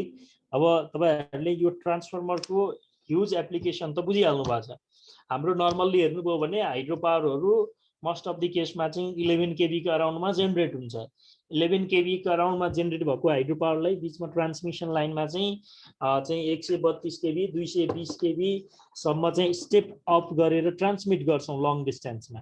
लङ डिस्टेन्समा ट्रान्समिट किन गरिन्छ भन्दाखेरि जसले हाई भोल्टेजमा चाहिँ लङ डिस्टेन्समा पठायो भने यसको ट्रान्समिसन लाइनमा हुने लस कम गर्न सकिन्छ। किनभने सेम पावर ट्रान्समिट गर्नलाई भोल्टेज जति बढी भयो करेन्ट उति कम हुन्छ किनभने भिआई भनेको त पावर हो नि, भोल्टेज इन्टु करेन्ट भनेको त। सो भोल्टेज चाहिँ बढी हुनु भनेको के हो, करेन्ट कम हुनु हो नि। सो हामीले चाहिँ हाई भोल्टेजमा ट्रान्समिट गर्छौँ। अनि फेरि जहाँ गएर इलेक्ट्रिसिटी युज गर्ने हो त्यहाँ पुगिसकेपछि चाहिँ हामीले के गर्छौँ त, अब स्टेप डाउन गर्नु पर्यो नि, स्टेप डाउन गर्नु पर्यो। स्टेप डाउन चाहिँ अब 11 केबीमा जेनेरेट भएको 11 केबीसम्म मात्र गरेर पनि भएन, एकचोटि 132 220लाई 66 केबी या 33 केबीमा झार्छौँ, फेरि त्यसलाई 11 केबीमा झार्छौँ, कहीँ डाइरेक्ट पनि गरिन्छ। अनि 11 केबीलाई फेरि झारेर 230 भोल्ट 400 भोल्टमा चाहिँ हामी झार्छौँ र बल्ल युज गर्छौँ। भनेपछि यो डिफ्रेन्ट स्टेपमा चाहिँ यो ट्रान्सफर्मर के अरे भोल्टेज लेभल चाहिँ इलेक्ट्रिकल पावर नेटवर्कमा चाहिँ भोल्टेज लेभल चेन्ज गरिराख्नुपर्छ। त्यसको लागि चाहिँ हामीलाई ट्रान्सफर्मर चाहिन्छ। ट्रान्सफर्मरको वर्किङ प्रिन्सिपल के हो भन्दाखेरि ट्रान्सफर्मरको वर्किङ प्रिन्सिपल भनेको म्युचुअल इन्डक्टेन्स हो, मेन म्युचुअल इन्डक्टेन्स हो है। म्युचुअल इन्डक्टेन्सको बेसिसमा चाहिँ ट्रान्सफर्मरले चाहिँ काम गर्छ। म्युचुअल इन्डक्टेन्स भनेको के हो भन्दाखेरि कुनै नेबरिङ करेन्ट क्वाइलमा करेन्ट फ्लो भयो भने त्यसको नजिकको अर्को क्वाइलमा चाहिँ भोल्टेज बिल्डअप हुनेलाई चाहिँ हामी म्युचुअल इन्डक्टेन्स भन्छौँ। तर अब हामी यहाँ के गर्छौँ भने यो क्वाइलमा यहाँ करेन्ट फ्लो हुँदाखेरि जति यहाँ फ्लक्स प्रोड्युस हुन्छ यो सबै फ्लक्स अलमोस्ट सबै फ्लक्स चाहिँ यो अर्को सेकेन्डरी क्वाइल भएर फ्लो हुने गरी हामी यसरी ट्रान्सफर्मर कोरको डिजाइन गर्छौँ। जसले गर्दाखेरि चाहिँ यो चाहिँ हाम्रो के हुन्छ, फ्लक्स चाहिँ एकदम कम मात्रै चाहिँ यो युज नहुने, लसेस चाहिँ एकदम कम हुन्छ, जसले गर्दाखेरि म्याक्सिमम भोल्टेज बिल्डअप गर्न सकिन्छ सेकेन्डरीमा। ट्रान्सफर्मर त्यस्तो इलेक्ट्रिक डिभाइस हो जसको इफिसियन्सी चाहिँ सबभन्दा बढी हुन्छ। जेनेरेटर, मोटर, ट्रान्सफर्मर मध्ये ट्रान्सफर्मरको इफिसियन्सी चाहिँ एकदमै राम्रो हो, जसमा लस एकदम कम हुन्छ। अहिले तपाईँले लार्ज स्केलको चाहिँ ट्रान्सफर्मर हेर्नुभयो भने 99.5% भन्दा पनि बढी इफिसियन्सीमा चाहिँ काम गर्न सक्छ ट्रान्सफर्मरले। अब डिस्ट्रिब्युसन ट्रान्सफर्मरहरू, सानो ट्रान्सफर्मरहरू पनि एभोभ 98, 97, 98% भन्दा एभोभ इफिसियन्सीमा काम गर्न सक्छ। सो यसले के गर्छ त अब भन्दै जस्तो हामीले यहाँ सप्लाई भोल्टेज दियौं प्राइमरी कोइलमा करेन्ट फ्लो भयो यो करेन्टको कारणले यहाँ फ्लक्स प्रोड्युस हुन्छ अनि यो फ्लक्स त के हुन्छ यहाँ हामीले ट्रान्सफर्मर त एसीमा मात्रै काम गर्छ यो फ्लक्स पनि अल्टरनेटिङ हुन्छ अल्टरनेटिङ फ्लक्स कुनै कन्डक्टरबाट चाहिँ पास भएपछि के हुन्छ यो कन्डक्टरमा चाहिँ इएमएफ जेनेरेट हुन्छ अब यो यसमा यो कन्डक्टरमा इएमएफ जेनेरेट भएपछि यसको एक्रोसमा हामीले सर्किट जोड्यौं भने सर्किट कम्प्लिट भयो भने त करेन्ट फ्लो हुने भयो सो यसरी चाहिँ एउटा कोइलबाट अर्को कोइलमा चाहिँ पावर ट्रान्सफर हुन्छ ट्रान्सफर्मरमा है अब ट्रान्सफर्मर वर्क्स अन यहाँ हामीले के भन्यौं transformer is a device that increases or reduces voltage of an alternating current so ट्रान्सफर्मरले एसीमा मात्रै काम गर्छ डीसीमा काम गर्दैन किन डीसीमा काम गर्दैन भन्नुभयो भने अब डीसीमा सप्लाई दियो भने त चाहिँ यो जुन यो सर्ट भइ नै हाल्छ सुरुमै डीसीमा सप्लाई दिने बित्तिकै किनभने यो कोइल एसी छ भने यो कोइलले त यहाँ भोल्टेज बिल्ड अप गर्छ प्राइमरी भोल्टेज वाइन्डिङमा यो सप्लाई भोल्टेज र प्राइमरी भोल्टेज अलमोस्ट इक्वल हुन्छ तर अब डीसी दियो भने यो कोइल भन्ने यो चाहिँ इएमएफ इन्ड्युस हुने नै हुँदैन डीसी सप्लाई दियो भने कोइलमा डीसी सप्लाई दिनु भनेको डाइरेक्ट चाहिँ सर्ट गर्नु जस्तो हो अनि यो सर्ट भइहाल्छ त्यो जलिहाल्छ सो डीसीमा चाहिँ हामीले के अरे यो ट्रान्सफर्मरमा चाहिँ डीसी सप्लाई दियौँ भने यसको प्राइमरी वाइन्डिङ चाहिँ जलिहाल्छ है विदिन इन्स्ट्यान्टले जलिहाल्छ त्यो हुनाले चाहिँ हाम्रो यो एसीमा मात्र काम गर्छ so transformer work on the principle of mutual inductance this is the principle that a change in current of one coil on a conductor will affect the current and the voltage of second coil on the same conductor even if the two coil are not touching so यसमा चाहिँ हाम्रो दुईटा कोइल त touch भएको छैन दुईटा कोइलमा चाहिँ के भइरहेछ सेम म्याग्नेटिक फ्लक्स चाहिँ एसोसिएट छ सेम म्याग्नेटिक फ्लक्स चाहिँ दुईटा कोइल फ्लो भइरहेछ the first coil or primary winding is connected to the supply while the second coil or secondary winding is connected to the load so there is no electrical connection between the primary and secondary winding यसमा दुईटामा तपाईले electrical connection देख्नुहुन्न meaning the transformer provides electrical isolation so transformer ले चाहिँ primary supply र secondary supply को बीचमा चाहिँ isolation electrically isolate गर्छ दुईटा electric circuit लाई so अब parts of the transformer हेर्नुभयो भने we have a core transformer को core हुन्छ जुन चाहिँ हाम्रो चाहिँ ट्रान्सफर्मर को जुन त्यो वाइन्डिङ गर्नको लागि बनाएको बडी हुन्छ त्यसलाई हामी कोर भन्छौं अनि त्यो हाम्रो प्राइमरी वाइन्डिङ र सेकेन्डरी वाइन्डिङ हुन्छ त्यहाँ कपरको वाइन्डिङ हुन्छ त्यो वाइन्डिङ अर्को इन्सुलेटिङ मटेरियल हुन्छ इन्सुलेटिङ मटेरियल चाहिँ के हुन्छ कोर र वाइन्डिङको बीचमा पनि हुन्छ वाइन्डिङ र वाइन्डिङको बीचमा पनि हुन्छ दुईटा टर्न वाइन्डिङको दुईटा नम्बर अफ टर्नको बीचमा पनि के हुन पर्यो चाहिँ इन्सुलेसन हुन पर्यो so insulating material is another main part of the transformer similarly transformer oil हुन्छ ट्रान्सफर्मर चाहिँ नर्मली वाइल फिल्ड टाइपको हुन्छ वाइल इमर्ज टाइपको चाहिँ वाइन्डिङ चाहिँ सबै वाइलमा डुबाएको हुन्छ वाइलले चाहिँ नर्मली इन्सुलेसनको काम पनि गर्छ अर्को चाहिँ कुलिङको काम पनि गर्छ अर्को कन्जर्भेटर हुन्छ अर्को ब्रेजर हुन्छ ट्रान्सफर्मरमा ट्याप चेन्जर हुन्छ to adjust the voltage cooling tubes हुन्छ ट्रान्सफर्मरलाई चाहिँ चिस्याउनको लागि बुकल्स रिले हुन्छ बुकल्स रिले भनेको चाहिँ के हो ट्रान्सफर्मरको इन्टरनल फल्टको बेलामा चाहिँ ट्रान्सफर्मरलाई बचाउनको लागि चाहिँ बुकल्स रिले हुन्छ अर्को एक्सपल्सन भेन्ट हुन्छ so these are the different main parts of the transformer है यो अब यो ट्रान्सफर्मर भनेको चाहिँ अब तपाईहरु सबै काम गर्दाखेरि पनि चाहिँ यो ट्रान्सफर्मरसँग चाहिँ फ्यामिलियर भइराख्नु भएको हुन्छ त्यही भएर चाहिँ खासै यसमा प्रब्लम छैन तर पनि हामी ट्रान्सफर्मरको अलि डिटेलमा चाहिँ डिस्कसन गरिहाल्छौं फेरि है जितेन जी सर त्यो एक्सपल्सन भेन्ट भनेको के हो त्यो बुझ्नुस् कहाँ हुन्छ ट्रान्सफर्मरमा ओके ल यो म डिस्कसन गरिहाल्छु है त है यहाँ हामी स्टेप वाइज नै जाँदैछौँ त्यही भएर यहाँ आइहाल्छ यहाँ मैले एक्सपल्सन ए सरी सरी बुझे त्यही अनुसार गर्नुहुन्छ ल सो कोर भनेको चाहिँ core of the transformer is used to support the winding है वाइन्डिङलाई सपोर्ट दिनको लागि हामीलाई कोर चाहियो अनि कोरबाट फ्लक्स पनि फ्लो हुन्छ हैन So it is made up of soft iron to reduce the current loss, right? Soft iron बाट बनेको हुन्छ कोरहरु प्राय जसो and hysteresis loss. So soft iron भयो भने eddy loss पनि hysteresis loss पनि कम हुन्छ and provides low reluctance path to flow the magnetic flux. So कोरले मेनली दुईटा काम गर्छ यहाँनिर एउटा सपोर्ट द वाइन्डिङ लाई सपोर्ट गर्ने वाइन्डिङ तार कहाँ बेर्ने त कोइल कहाँ बेर्ने भन्दा कोरमा बेर्ने अनि अर्को चाहिँ कोरबाट के हुन्छ फ्लो अफ म्याग्नेटिक फ्लक्स पनि कोरको बाटो भएर फ्लो हुन पाउँछ किनभने हावा त्यो बिचमाको चाहिँ विन्ड भन्दा चाहिँ एयर ग्याप भन्दा चाहिँ यो कोरको सफ्ट आइरनको चाहिँ रिलक्टेन्स चाहिँ कम हुन्छ। रिलक्टेन्स भने के हो? इलेक्ट्रिकल सर्किटमा रेजिस्टेन्स भने जस्तै म्याग्नेटिक सर्किटमा रिलक्टेन्स हो। भनेको रेजिस्टेन्सले करेन्टलाई अपोज गर्न खोज्छ, रिलक्टेन्सले फ्लक्सलाई अपोज गर्न खोज्छ। रिलक्टेन्स कम भयो भने फ्लक्स सजिलै पास हुन्छ। भनेपछि यो कोरको चाहिँ के हुन्छ? रिलक्टेन्स कम हुन्छ र त्यहाँबाट फ्लक्स प्राइमरी वाइन्डिङकोबाट चाहिँ त्यो सुरुमा चाहिँ डेभलप भएको नो लोड करेन्टले डेभलप भएको फ्लक्स सजिलै नै पास हुन पाउँछ। So the diameter of transformer core is directly proportional to the copper loss and inversely proportional to the iron loss भनेर भन्छ है। भनेको चाहिँ कोरको चाहिँ डायमिटर ठुलो भयो भने आइरन लस कम हुन्छ अनि सानो भयो भने आइरन लस बढी हुन्छ। वाइन्डिङ भनेको winding consist of several copper coil turn bundle together. तपाईलाई थाहा छ अब यसमा चाहिँ हाम्रो के हुन्छ? प्राइमरी र सेकेन्डरीमा सेभरल नम्बर अफ टर्न्सहरु चाहिँ हामीले वाइन्ड गरेका हुन्छौं। Each bundle connected to form a complete winding. So winding can be based either on the input output supply or on the voltage range. So windings that are based on supply are classified into primary and secondary winding, meaning that winding to the which the input or output voltage is applied respectively. हामीले कुनै ट्रान्सफर्मरमा input चाहिँ जुन साइडमा जोड्छौं त्यसलाई हामी primary winding भनेर भन्छौं। Output चाहिँ जुन साइडमा जोड्छौं त्यो चाहिँ हाम्रो सेकेन्डरी वाइन्डिङ भनेर भन्छौं।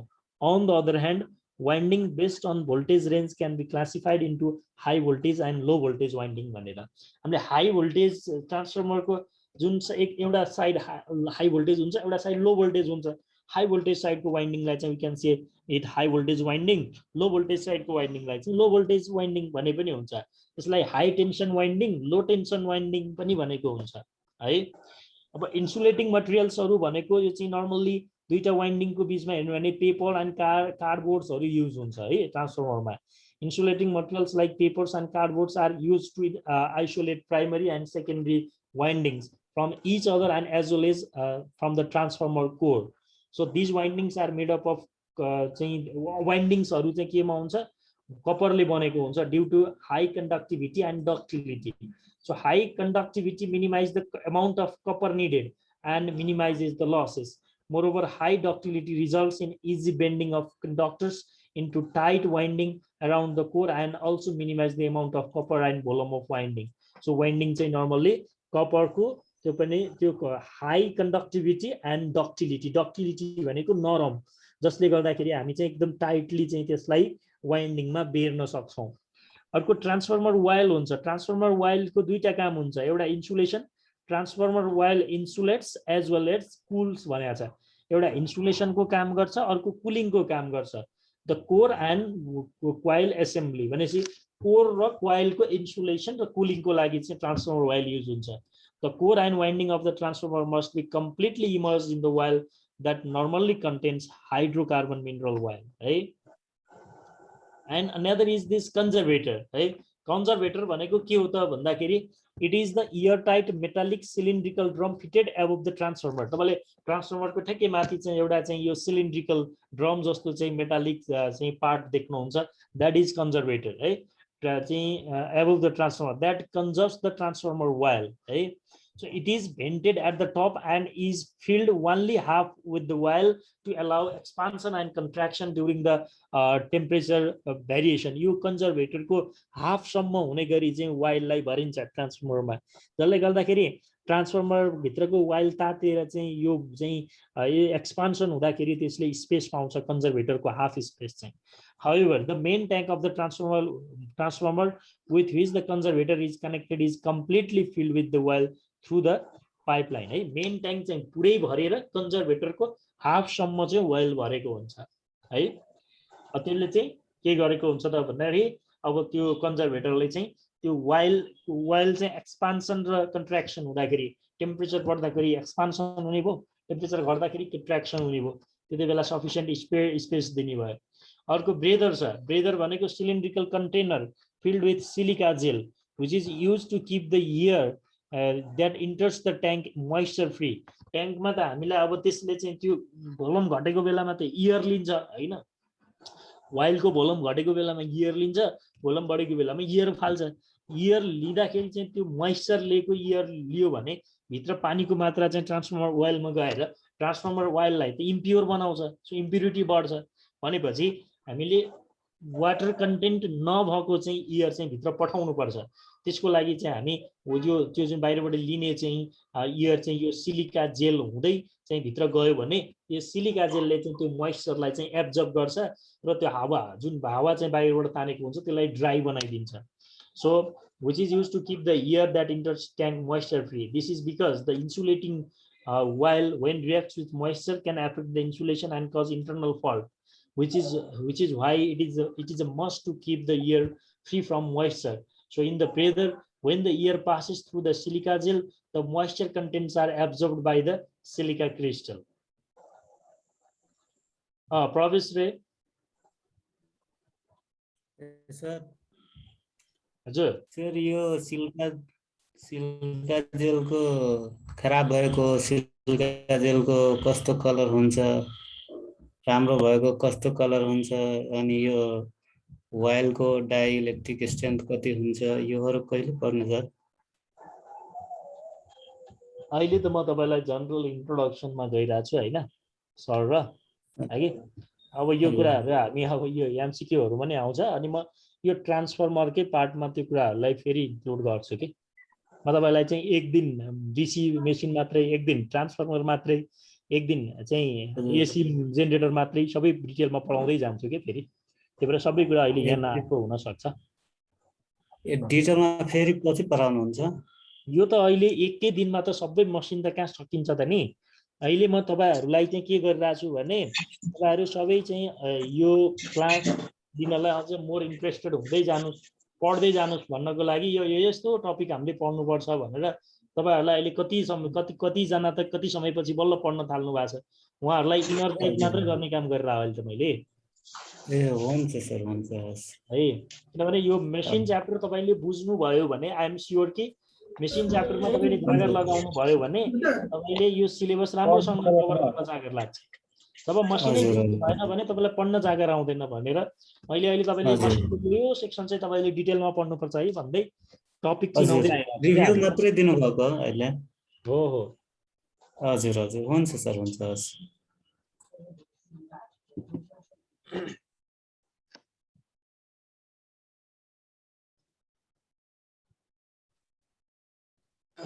Okay, tap changer भनेको to balance voltage variation within the transformer, tap changers are used भनेको अब जस्तो तपाईको 11 kV भोल्टेज आको बेलामा चाहिँ 400 भोल्टेज बनाउने भनेर राखेको हुन्छौं, तर इनकमर साइडमा नै 11 kV भोल्टेज आको हुँदैन। त्यतिबेला ट्याप चेन्जरले चाहिँ के गर्छ भने अब चाहिँ 10200, 10500, 10700, 11000, 11500 डिफरेन्ट ट्यापहरु चाहिँ ट्रान्सफर्मरमा राखेको हुन्छ। सो यो चाहिँ हामी किन गरिन्छ भन्दाखेरि voltage भेरिएसनलाई ब्यालेन्स गर्नको लागि ट्याप चेन्जर राखिन्छ। There are two types of tap changers, एउटा अनलोड ट्याप चेन्जर्स, अर्को off load tap changer. On load tap चेन्जरमा चाहिँ tapping can be changed without isolating transformer from the supply. ट्रान्सफर्मरले काम गरिरहेको बेलामा लोडमा सप्लाई दिइरहेको बेलामा चाहिँ ट्याप चेन्ज गर्न मिल्छ, जसलाई हामी अनलोड ट्याप चेन्जर भनेर भन्छौँ। अनि ट्याप चेन्ज गर्नलाई सप्लाईबाट डिस्कनेक्ट गर्न पर्ने खालको हुन्छ, त्यो चाहिँ हाम्रो अफलोड ट्याप चेन्जर भनेर भन्छौँ। कुलिङ ट्युब्स हुन्छ जसलाई हामी कुलिङ फ्यान्स पनि भनेर भन्छौँ। As name suggest cooling tubes are used to cool the transformer while. The circulation of oil within the transformer may be natural or forced. So in the case of the natural circulation, when the oil temperature rises, the hot oil naturally moves to the top and cold oil moves down. While in case of forced circulation, the internal pump is used. So Buchholz relay भनेको अर्को छ। Buchholz relay भनेको placed over the connecting pipes that runs from the main tank to conservator tank. The Buchholz relay senses the fault occurring within the transformer, so it operates by the gases emitted due to the decomposition of the transformer while during the internal fault. So thus this device is used to sense and in turn protect the transformer from the internal faults, right? Internal fault बाट बचाउनको लागि चाहिँ Buchholz relay use गरिन्छ। Explosion vent भनेको the boiling hot oil from the transformer is expelled during internal faults through the explosion vent to avoid the expulsion of transformer. This is generally placed above the level of the conservator tank भनेको explosion vent चाहिँ के हुन्छ कन्जर्भेटर ट्याङ्कको माथि राखिन्छ। यदि transformer भित्र एकदमै large स्केलको internal fault भयो भनेको ट्रान्सफर्मर वाइलको टेम्परेचर एकदमै छिटो चाहिँ स्वाट बढ्यो भने अब त्यसको ट्रान्सफर्मर वाइलको भोल्युम त स्वाटै बढ्छ।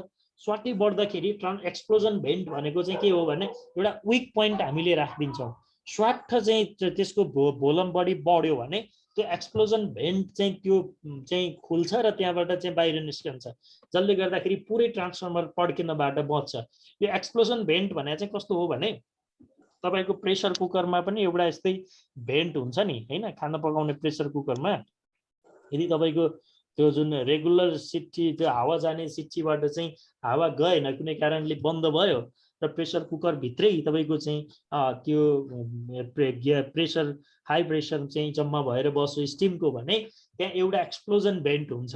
त्योबाट चाहिँ एउटा सर्टन लिमिटमा चाहिँ त्यो प्रेसर कुकर पड्किनुभन्दा अलिक कम प्रेसरमा चाहिँ त्यो एक्सप्लोजन भेन्ट खुल्छ र त्यहाँबाट चाहिँ त्यो प्रेसर कुकर भित्रको हावा बाहिर जान्छ र त्यसले गर्दाखेरि प्रेसर कुकर पुरै पड्किनबाट बच्छ। हामीले त्यो सानो 5-10 रुपियाँको एक्सप्लोजन भेन्ट चेन्ज गर्यो भने प्रेसर कुकर फेरि एज इट इज हुन्छ।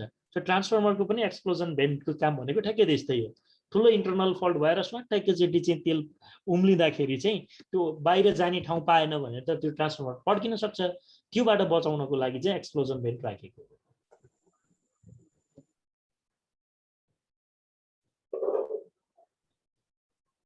जितेन्द्रजी केही क्वेसन गर्न आउनुभयो? सर त्यो हामीले क्वेसन के गर्न चाहिँ त्यो आइडियल सोर्स भोल्टेजहरू के हो त्यो कुरो सोध्न लाग्छ। च्याप्टर 1 को आइडियल सोर्स भोल्टेज भने के हो भनेर। हजुर हजुर। अब त्यसको एक्जाम्पल सोध्नु भएको भने आइडियल भन्ने त त्यो प्र्याक्टिकली हुँदैन होइन। हजुर। आइडियल भोल्टेज सोर्सको मिनिङ चाहिँ के हो खास तपाईँले सोधिहाल्नुभयो। अहिले अलिकति मैले यहाँ भनिहाल्छु होइन। यो तपाईँहरूले चाहिँ यो एनोटेसन युज नगर्नु भनेर मैले भने सधैँ डिसेबल गर्थेँ, आज डिसेबल गर्न तपाईँले यहाँ केरिराख्नु भएको छ सबैजनाले। अहिले यसलाई हटाउँदै ठिक्क भइरहेछ। ओके हेर्नुहोस् है त, म तपाईँलाई अलिकति यो उसको कुरा गरिहाल्छु।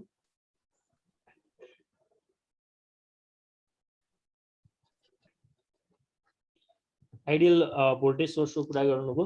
रियलमा चाहिँ भोल्टेज सोर्स कस्तो हुन्छ भने जस्तो तपाईँले ब्याट्री भन्ने एउटा हामीले ब्याट्री भन्ने चाहिँ हामीले भोल्टेज सोर्सलाई एजुम्सन गर्यो भने यो ब्याट्री छ, ब्याट्रीको भित्र पनि दुईटा जुन पोजिटिभ र नेगेटिभ टर्मिनल हुन्छ त्यसको दुईटा टर्मिनलको भित्र बिचमा पनि यसको एउटा इन्टरनल रेजिस्टेन्स आर हुन्छ। अब तपाईँलाई दिने पोजिटिभ र नेगेटिभ टर्मिनल चाहिँ यो ब्याट्रीको के हुन्छ, यो प्लस हुन्छ यो माइनस हुन्छ। कुरा बुझ्नुभयो नि, भित्रबाट इन्टरनल रेजिस्टेन्स हुन्छ। अनि जब यो ब्याट्री युज गरेर तपाईँले कुनै लोडमा सप्लाई दिनुभयो नि, हजुर सर, यो ब्याट्री दिएर तपाईँले यहाँ सप्लाई दिनुभयो, यहाँ सप्लाई कुनै एउटा रेजिस्टरमा दिनुभयो, एक्सटर्नल रेजिस्टरमा सपोज एउटा यो एक्सटर्नल रेजिस्टरमा चाहिँ सप्लाई दिनुभयो भने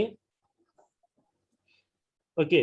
अब यहाँ हामी केही अलिकति भ्यालु एजुम्सन गरौँ। हेर्नुहोस् है, सपोज खासमा ब्याट्री 12 भोल्टको ब्याट्री छ, यसको इन्टरनल रेजिस्टेन्स रहेछ 1 ओमले। यो चाहिँ सपोज मात्र गरिरहेको छु है मैले। अब तपाईँले यहाँ एकचोटि 5 ओमको लोड राख्नुभयो भने 5 ओमको लोड बाहिर राख्नुभयो भने यहाँबाट कति करेन्ट फ्लो हुन्छ? 6 र 5 र 1 6 ओम भयो। 12 डिभाइड बाई 6 गरेर यहाँ 2 एम्पियर फ्लो भयो हो। हजुर। अनि यो प्लस र माइनसको बिचमा कति भोल्टेज देखिन्छ त? यो 2 एम्पियर यहाँ फ्लो भएछ भने 2 × 1 2 भोल्ट त इन्टरनल भोल्टेज ड्रप हुन्छ। अनि यो प्लस र माइनस टर्मिनलको बिचमा 12 - 2 10 भोल्ट मात्र देखिन्छ हो कि हैन? अब यो एक्सटर्नल लोडलाई तपाईँले यहाँ चाहिँ सपोज तपाईँले 2 ओमको लोड राख्नुभयो भने यो 2 ओम र इन्टरनल लोड 1 ओम गरेर 3 ओम चाहिँ यहाँ हाम्रो 3 ओम चाहिँ हाम्रो टोटल लोड हुन्छ। करेन्ट चाहिँ 12 डिभाइड बाई 3 गर्नुभयो भने 4 एम्पियर फ्लो हुन्छ। 4 एम्पियर फ्लो भयो भने 4 × 1 4 भोल्ट चाहिँ यहाँ ड्रप हुन्छ इन्टरनल। तपाईँको टर्मिनलमा अब 12 - 4 8 भोल्ट मात्र देखिन्छ। भनेपछि यो प्र्याक्टिकल भोल्ट सोर्समा के हुन्छ भने जब लोड चेन्ज हुन्छ यसको टर्मिनल भोल्टेज पनि चेन्ज हुन्छ।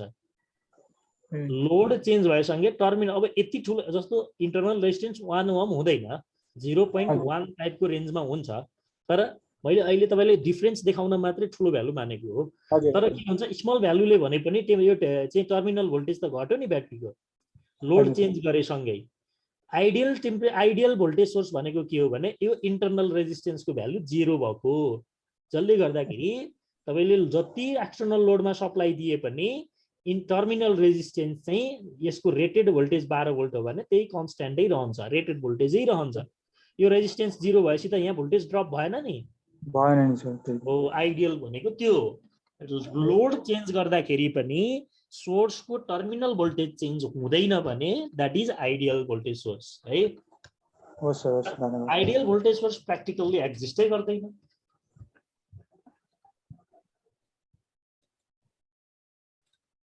ओके सो अब हामी यो प्यारलल अपरेसन अफ ट्रान्सफर्मर अब तपाईहरुलाई यो अलिकति चाहिँ यो थाहा छ भने हैन अब प्यारलल अपरेसन किन गरिन्छ हैन अब यहाँ चाहिँ सुरुमा हामी प्यारलल अपरेसन किन गरिन्छ यसको पर्पज के हो र यसको कन्डिसन कस्तो कस्तो कन्डिसनमा चाहिँ हामी प्यारलल अपरेसन गराउन सकिन्छ कस्तो कुन कन्डिसन मिट गरेको त्यसमा छ so parallel for supplying a load in excess of the rating of an existing transformer, 2 or more transformer may be connected in parallel with the existing transformer, right?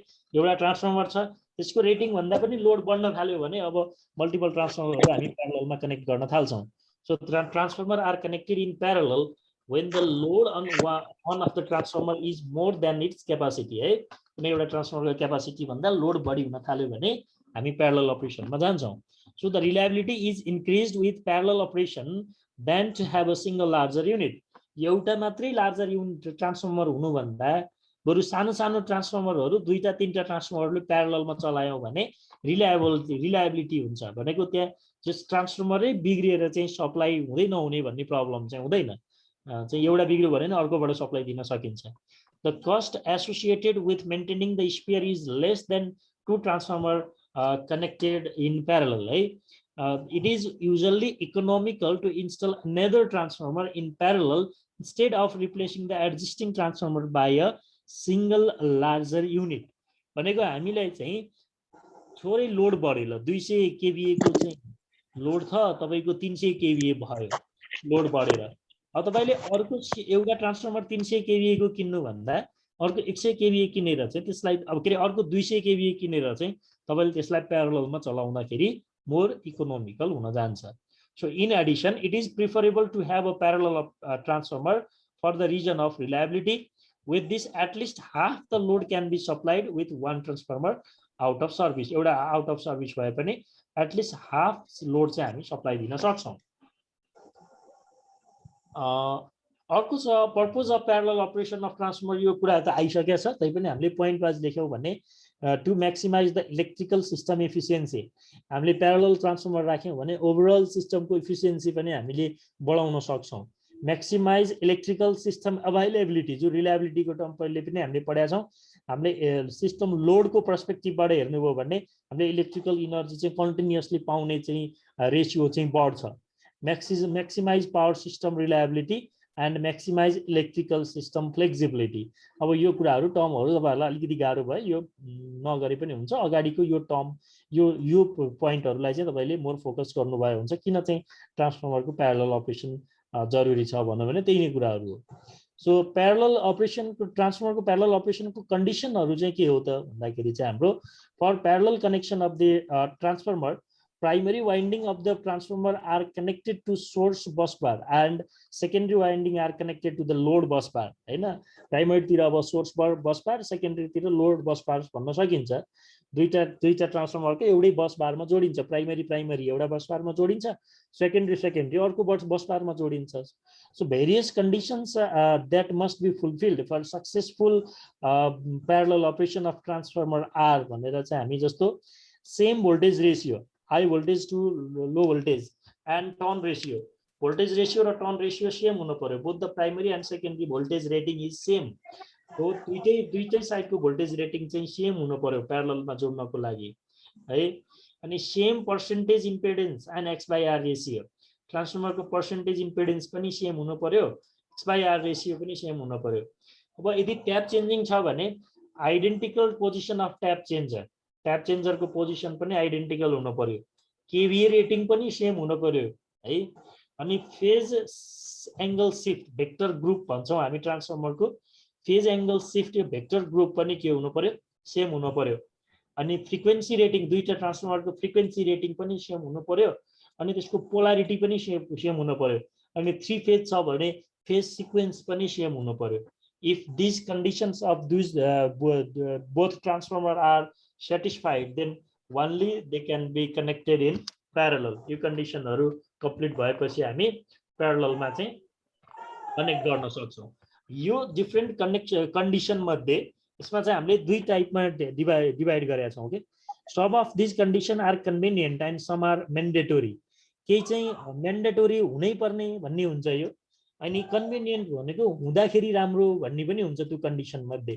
जस्तो हाम्रो mandatory condition भनेको के छ भने phase angle shift same हुनै पर्यो, vector group same हुन पर्यो, सेम पोलारिटी हुनै पर्यो, सेम फेज सिक्वेन्स हुनै पर्यो र सेम फ्रिक्वेन्सी। यो चारवटा कन्डिसन चाहिँ कम्पलसरी मिल्नै पर्छ, अदरवाइज हामी कनेक्ट गर्नै सक्दैनौं।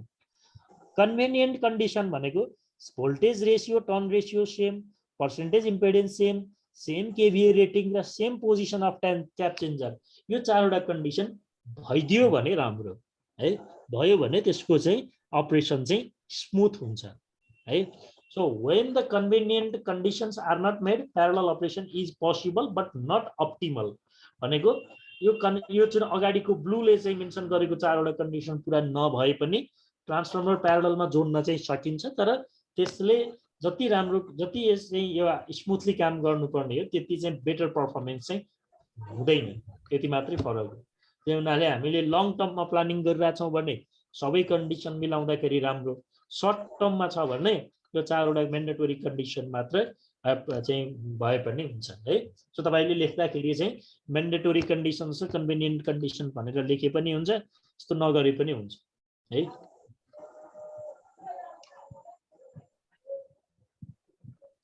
अब सिमिलरली हामी यो जेनेरेटरहरुको पनि प्यारलल अपरेसनको कुरा हुन्छ हैन। The phase sequence of the incoming machine voltage and the bus bar voltage should be identical. Parallel यो condition for the parallel operation of generator मा चाहिँ हाम्रो यसमा पनि phase sequence चाहिँ identical हुनु पर्यो।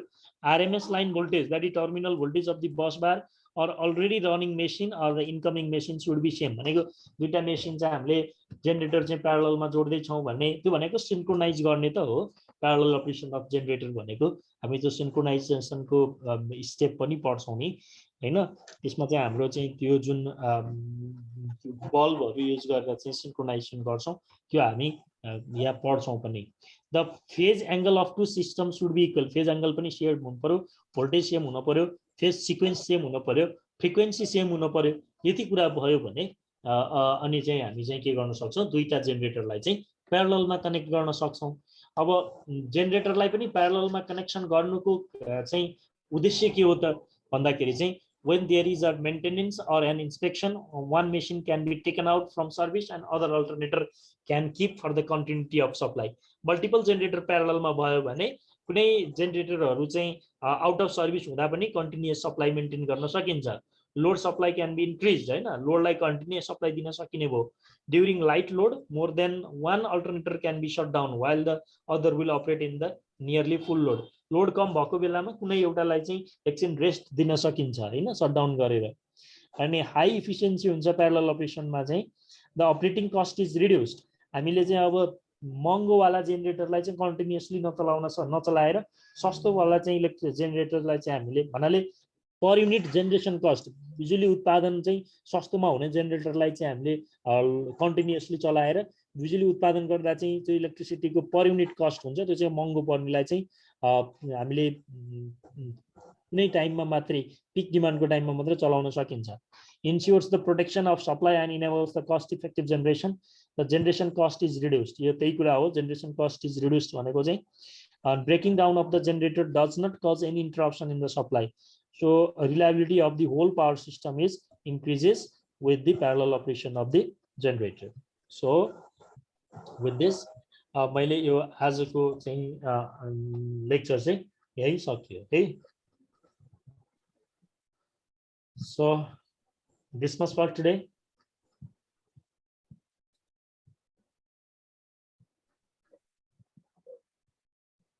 मैले अब आज धेरै क्वेसन लिगिन है अहिले। दिपेश जी भन्नुस् त। सर यो जति पनि अहिले पढाउनु भयो चाहिँ 2-3 दिनदेखि पढाइदिनु भयो सर, त्यो चाहिँ लेख्ने चाहिँ ढाँचा कसरी लेख्ने भन्नु एक्जाममा? मतलब एक्जाममा लेख्दा चाहिँ कसरी लेख्ने भन्नुभएको? हजुर हजुर, यो क्वेसन 3-4 दिनदेखि दिमागमा आइरहेको छ कि, मतलब कसरी लेख्ने भनेर कि अब यसो गर्छौँ हामी, अलिकति हामी अहिले चाहिँ हामी अब यो मैले पढाउँदाखेरि एक दुईवटा एप्रोच देखेको छु कि दिवेशजी। कोही स्टुडेन्टहरूलाई चाहिँ ट्याक्कै कुनै क्वेसन लेखेर त्यसको एक्जाममा कति आन्सर लेख्ने भन्ने जस्तो मात्र पढाइदियो हुन्थ्यो भन्ने जस्तो चाहिँ कतिको कुरा पाछु भने अलमोस्ट धेरै जस्तोको चाहिँ कस्तो हुन्छ भन्दाखेरि चाहिँ हामीलाई सिक्नुपर्ने कुराहरू जति चाहिँ सिकियो भने लेख्ने स्टाइल त आफ्नो आफ्नो हुन्छ नि भन्ने जस्तो कुराहरू पनि पाएको छु होइन। तर अब हामी ओभरअलमा चाहिँ क्लास के अरे यो क्वेसनलाई चाहिँ लेख्दाखेरि कसरी प्रस्तुत गर्ने भनेर चाहिँ डिस्कसन गर्छौँ होइन। तर मैले पनि सकभर के प्रमोट गरेको छु भने सबैजनालाई इभन मैले नोट दिए सबै पोर्सनलाई दिए पनि तपाईँले आफूले चाहिँ आफ्नो नोट छुट्टै बनाउनुहोस्। अब मेरोबाट पनि अलिकति लिनु होला, बुकबाट लिनु होला, अरू बुकबाट कन्सल्ट गर्नु होला। त्यसो भयो भने तपाईँलाई चाहिँ एक्जाममा ठ्याक्क प्रिपेयर गर्न, एक्जाममा लेख्न चाहिँ सजिलो हुन्छ भनेर भन्ने गरेको छु होइन। र अहिले हामी चाहिँ एकदम स्टार्टिङ डेजमा भएर चाहिँ अब एक्जाममा ठ्याक्कै यही लेख्ने भन्ने हिसाबले त अहिले हामीले गरेका छैन। तर हामी फेरि डिस्कसन गर्छौँ अलि दिनमा, एक दुईवटा क्वेसनलाई चाहिँ त्यसरी प्रेजेन्ट गरेर अब सबै पढाउँदाखेरि चाहिँ एक्जाममा लेख्ने हिसाबले मात्रै पढाउन चाहिँ अलिक गाह्रै हुन्छ फेरि। ओके, अरू क्वेसनहरू हामी फेरि डिस्कसन गरौँला पछि। आज यति नै गरौँ है त। हुन्छ। ओके, थ्याङ्क यू सबैजनालाई, good night, see you tomorrow है त।